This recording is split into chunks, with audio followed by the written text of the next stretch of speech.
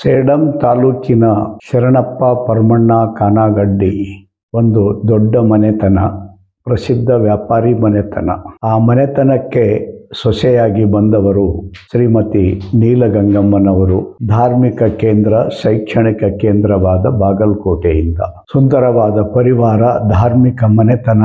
ಆದರೆ ಬಹುದಿನಗಳಿಂದ ಮಕ್ಕಳೇ ಅವರಿಗೆ ಆಗಲಿಲ್ಲ ಕೊನೆಯವರೆಗೆ. ಅದೊಂದು ಕೊರಗು ಸದಾ ಅವರಿಗೆ ಕಾಡುತ್ತಿತ್ತು. ಧಾರ್ಮಿಕ ಭಾವನೆಯಿಂದ ಕೂಡಿದ, ಸದಾ ಧಾರ್ಮಿಕ ಕಾರ್ಯಗಳಲ್ಲಿ ಮನಸ್ಸನ್ನು ಹಾಕುವ ಅವರ ಸ್ವಭಾವ. ಚಾಂಗ್ಲೇರಿಯ ಪ್ರಸಿದ್ಧ ಬನದೇಶ್ವರ ದೇವಾಲಯ ಅವರ ಮನೆತನದ ದೇವಾಲಯ.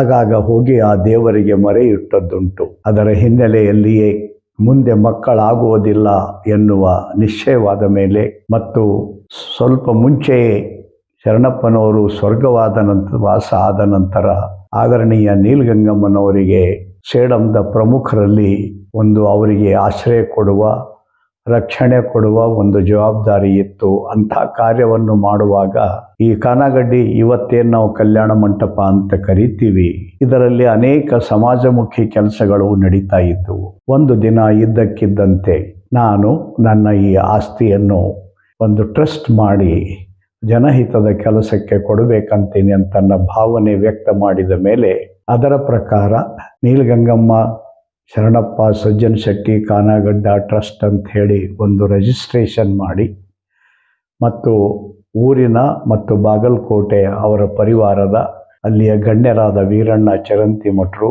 ಮತ್ತು ಇಲ್ಲಿಯ ಸೇಠ್ ತುಳಸಿರಾಮ್ ಗಿಲ್ಡ, ಸತ್ಯನಾರಾಯಣ ತಾಪಡ್ಯ ಮುಂತಾದ ಹಿರಿಯರ ಮುಂದೆ ಸಾರ್ವಜನಿಕವಾಗಿ ಮನೆಯಿಂದ ಹೊರಗೆ ಬಾರದ ಹೆಣ್ಣು ಮಗಳು ಎಲ್ಲರ ಮುಂದೆ ಬಂದು ನಾನು 100% ನನ್ನ ಮನಸ್ಸಿನಿಂದ ಇದನ್ನು ದಾನವಾಗಿ ಕೊಡ್ತಾ ಇದ್ದೀನಿ, ಯಾವುದೇ ಒತ್ತಾಯದಿಂದ ಇದನ್ನು ನಾನು ಈ ಟ್ರಸ್ಟಿಗೆ ದಾನ ಮಾಡ್ತಾ ಇದ್ದೀನಿ ಅಂತ ತಿಳ್ಕೊಳ್ಬಾರ್ದು ಅಂತನ್ನುವ ತನ್ನ ಭಾವನೆಯನ್ನು ವ್ಯಕ್ತ ಮಾಡಿ ಈ ದೇಣಿಗೆಯನ್ನು ನೀಡಿದ್ದಾರೆ. ಬಹುಶಃ ನಮ್ಮ ಕಲ್ಯಾಣ ಕರ್ನಾಟಕದಲ್ಲಿ ಈ ರೀತಿಯಿಂದ ಮುಕ್ತ ದಾನ ಮಾಡುವ ಕೆಲವೇ ಆಯ್ದ ಪರಿವಾರಗಳಲ್ಲಿ ನಮ್ಮ ಸೇಡಂ ಊರಿಗೆ ಕಳಶಪ್ರಾಯವಾಗಿ ತನ್ನ ಬಹುದೊಡ್ಡ ಬೆಲೆ ಬಾಳುವ ನಗರದ ಮಧ್ಯದ ಆಸ್ತಿಯನ್ನು ಸಮಾಜಮುಖ ಕಾರ್ಯಕ್ಕೆ ದಾನ ನೀಡಿದ್ದಾರೆ. ಅವರಿಗೆ ಈ ಟ್ರಸ್ಟಿನ ಒಬ್ಬ ಜವಾಬ್ದಾರಿಯುತ ವ್ಯಕ್ತಿಯಾಗಿ ನಾನು ತುಂಬ ಆಭಾರಿಯಾಗಿದ್ದೇನೆ. ಅವರ ಆತ್ಮಕ್ಕೆ ಶಾಂತಿ ಕೊಡುವಂತೆ ಈ ಮನೆಯಲ್ಲಿ ಅನೇಕ ನೂರಾರು ಸಂತರು ವಾಸವಾಗಿದ್ದಾರೆ. ನೂರಾರು ಮಕ್ಕಳ, ಸಾವಿರಾರು ಮಕ್ಕಳ ಕಾರ್ಯಕ್ರಮ ನಡೀತದೆ. ಹೆಣ್ಣು ಮಕ್ಕಳಿಗೆ ಆತ್ಮವಿಶ್ವಾಸ ತುಂಬುವ ಕಾರ್ಯಕ್ರಮ ನಡೀತವೆ.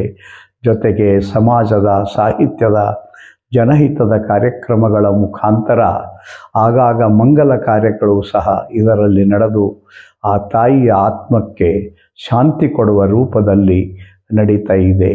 ಬಹುಶಃ ಈ ನಮ್ಮ ಕಾರ್ಯ ಆದರಣೀಯ ನೀಲಗಂಗಮ್ಮನವರಿಗೂ ಶರಣಪ್ಪ ಕಾನಗಡ್ಡಿ ಅವರಿಗೂ ಇವತ್ತು ನಮ್ಮ ಮಧ್ಯದಲ್ಲಿದ್ದರೂ ಸಹ ಅವರ ಸಮಾಧಿ ಇಲ್ಲೇ ಇದೆ. ಅವರ ಆತ್ಮಗಳು ದಿನ ನಮ್ಮ ಚಟುವಟಿಕೆಯನ್ನು ನೋಡ್ತಾ ಇವೆ.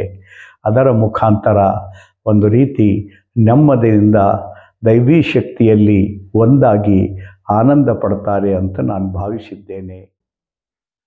ಪೂಜ್ಯರಾದಂಥ ಸಿದ್ಧಗಂಗಾ ಶಿವಯೋಗಿಗಳಾದಂಥ ಡಾಕ್ಟರ್ ಶಿವಕುಮಾರ ಅಪ್ಪಗಳು ಕೂಡ ಆ ಕ್ಷೇತ್ರ, ಆ ಭೂಮಿಗೆ, ಆ ಮನೆಗೆ ಬಂದು ಹೋದರು. ಪೂಜ್ಯರಾದ ರಾಘವೇಂದ್ರ ಭಾರತಿ ಸ್ವಾಮಿಗಳು, ಸಿದ್ದೇಶ್ವರ ಅಪ್ಪಗಳು, ಈಗ ಹಲವಾರು ಗಣ್ಯಮಾನ್ಯ ರಾಷ್ಟ್ರ ಮಟ್ಟದ ಚಿಂತಕರು ಕೂಡ ಆ ಭೂಮಿಗೆ ಬಂದು ಹೋದರು.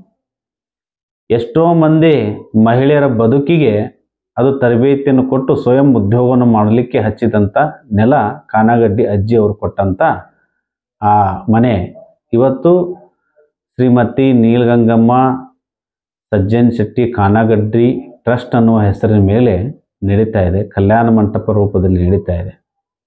ಮಹಿಳೆಯರಿಗೆ ಹೊಲಿಗೆ ತರಬೇತಿ, ಕಂಪ್ಯೂಟರ್ ತರಬೇತಿ, ಕಂಪ್ಯೂಟರ್ ವಿತರಣೆ, ಹೊಲಿಗೆ ಯಂತ್ರಗಳ ವಿತರಣೆ, ಸ್ವಯಂ ಉದ್ಯೋಗವನ್ನು ಮಾಡೋದಕ್ಕಾಗಿಯೇ ತರಬೇತಿಗಳು, ಸಾವಿರಾರು ಕಾರ್ಯಕ್ರಮಗಳು ನಡೆದು ಕೊತ್ತಲ ಬಸವೇಶ್ವರ ಭಾರತೀಯ ಶಿಕ್ಷಣ ಸಮಿತಿಯ ಪ್ರತಿಯೊಂದು ಕಾರ್ಯಕ್ರಮಗಳು ಕೂಡ ಅಲ್ಲಿ ನಡೆಯೋದಕ್ಕೆ ಒಂದು ಸ್ಥಳಾವಕಾಶವನ್ನು ಕೊಟ್ಟು ಆ ಔದಾರ್ಯತನದಿಂದ ಆ ಭೂಮಿಯನ್ನು, ಆ ಮನೆಯನ್ನು ಅತ್ಯಂತ ಸೆಂಟ್ರ್ ಸಿಟಿಯಲ್ಲಿರುವಂಥ ಸೇಡಂದ ಸೆಂಟ್ರ್ ಪಾಯಿಂಟ್ ಹಾರ್ಟ್ ಸಿಟಿ ಅಂತ ಆಗಿರುವಂಥ ಭೂಮಿಯನ್ನು ಅವತ್ತು ಒಬ್ಬ ಸದ್ವಿನಿಯೋಗಕ್ಕೆ ಇಂಥವ್ರು ಕೈಯಾಗಿ ಕೊಟ್ರಪ್ಪ ಅಂದ್ರೆ ಸತ್ಪಾತ್ರಕ್ಕೆ ಸಲ್ಲುತ್ತೆ ಅನ್ನೋ ಹಾಗೆ ಸನ್ಮಾನ್ಯರಾದಂಥ ಬಸವರಾಜ್ ಪಾಟೀಲ್ರ ಕೈಯಲ್ಲಿ ಕೊಟ್ಟರು.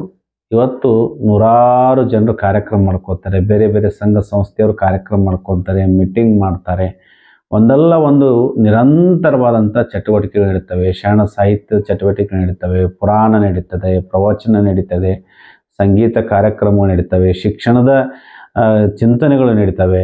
ದೊಡ್ಡ ಶ್ರೇಷ್ಠ ಚಿಂತಕರಾಗಿರುವಂಥ ಕೆ.ಎನ್. ಗೋವಿಂದಾಚಾರ್ಯರು ಕೂಡ ಆ ನೆಲಕ್ಕೆ ಬಂದು ವಸತಿ ಮಾಡಿ ಇದ್ದು ಹೋದರು. ನಿರ್ಭಾನಂದ ಸರಸ್ವತಿ ಸ್ವಾಮಿಗಳಂಥವರು, ಭಾಲ್ಕಿ ಸ್ವಾಮಿಗಳಂಥವ್ರು ಎಲ್ಲರೂ ಕೂಡ ಅಲ್ಲಿ ಹರಿದು ಬಂದು ಆ ವೇದಿಕೆಯಲ್ಲಿ ಕೂತ್ಕೊಂಡು ಮಾತನಾಡಿ ಹೋದರು. ಈ ಭಾಗದಲ್ಲಿ ಕಲ್ಯಾಣ ಕರ್ನಾಟಕ ಭಾಗದಲ್ಲಿ ಅದೇ ರೀತಿಯ ಒಂದು ಮೇಲುಗೈಯನ್ನು ಮಾಡಿದಂಥವರು ನಮ್ಮ ನೀಲಗಂಗಮ್ಮ ತಾಯಿಯವರು ಅಂತ ಹೇಳಿದ್ರೆ ತಪ್ಪಾಗೋದಿಲ್ಲ. ಅವರು ಊಟ ಮಾಡಿಸ್ಬೇಕಾದ್ರೆ ಒಂದು ಬಟ್ಲಲ್ಲಿ ಪೂರ್ಣ ತುಂಬಾ ತುಪ್ಪ ಹಾಕಿ ಕೊಡೋರು, ಹಾಲು ಹಾಕ್ತಿರ್ಲಿಲ್ಲ ಹೋಳಿಗೆ ಸರಿ. ಅವರು ಲಿಂಗೈಕ್ಯರಾಗಿ ಸುಮಾರು 21 ವರ್ಷವಾಯಿತು.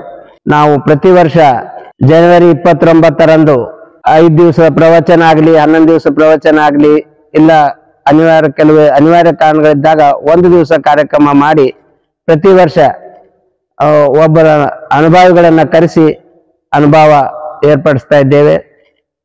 ಒಬ್ಬ ಮಹಿಳೆಯನ್ನ ಗುರುಸಿ, ಸಾಧಕ ಮಹಿಳೆಯನ್ನ ಗುರುಸಿ ಅವರನ್ನು ಸನ್ಮಾನಿಸುವ ಕಾರ್ಯ ಕೂಡ ನಡೆದಿದೆ. ಆ ಒಂದು ದಿಸೆಯಲ್ಲಿ ಸದಾಶಿವ ಸ್ವಾಮಿಗಳು ಆಗಿರ್ಬೋದು, ಹೊನಕಿಣಿಗೆ ಸ್ವಾಮಿಗಳಾಗಿರ್ಬೋದು, ಈ ರೀತಿ ಅನೇಕ ಸ್ವಾಮಿಗಳು ಆಗಮಿಸಿ ಪ್ರವಚನ ನೀಡೋಗಿದ್ದಾರೆ. ಅನೇಕ ಸಮಾಜದ ಮುಖಂಡರು ಕೂಡ ಬಂದೋಗಿದ್ದಾರೆ.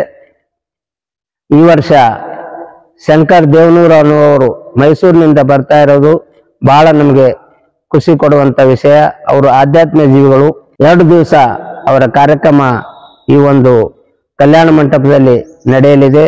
ತಾವುಗಳೆಲ್ಲ ಭಾಗವಹಿಸಿ ಅಜ್ಜಿಯ ನೆನಪನ್ನು ಶಾಶ್ವತವಾಗಿಡುವಂತಹ ಕೆಲಸದಲ್ಲಿ ನಾವು ನೀವು ಕೂಡಿ ಸೇವೆ ಸಲ್ಲಿಸೋಣ ಅಂತ ಹೇಳಿ ಆ ತಾಯಿಗೆ ಮತ್ತೊಮ್ಮೆ ನೆನೆಸಿ ನನ್ನ ಮಾತುಗಳನ್ನು ಮುಗಿಸ್ತೇನೆ.